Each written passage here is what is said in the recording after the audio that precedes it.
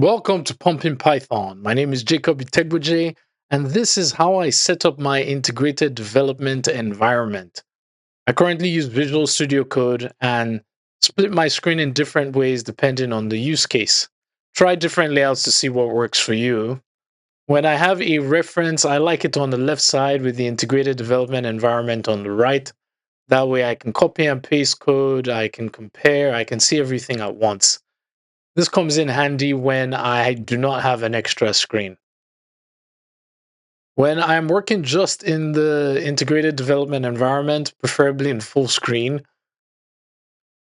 I have the Explorer to show me the file and folder structure at once, and I can drag and drop files directly onto the editor. For testing, I like the source code on the left and the tests on the right, with the terminal at the bottom showing the results of my tests in real time. So if I change true to false here, it shows me the test passes.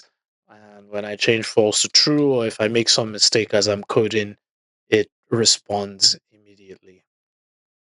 When the text is too long to see at once in the terminal at the bottom, I move it to the right and I can resize the text to make it smaller. I can make the window bigger for the terminal so that I can see everything at once. Just depending on what I want to see, I change the windows to match. Again, try different layouts to see what works for you. These help me answer two questions. What is the same and what is different? For extensions, I use Code Spell Checker to catch spelling mistakes. And I use Indent Rainbow to add colors to the indentation. This makes it easy to see from a distance, and I like pretty colors. I use the Python extension for language support. It comes with Pylance and the Python debugger.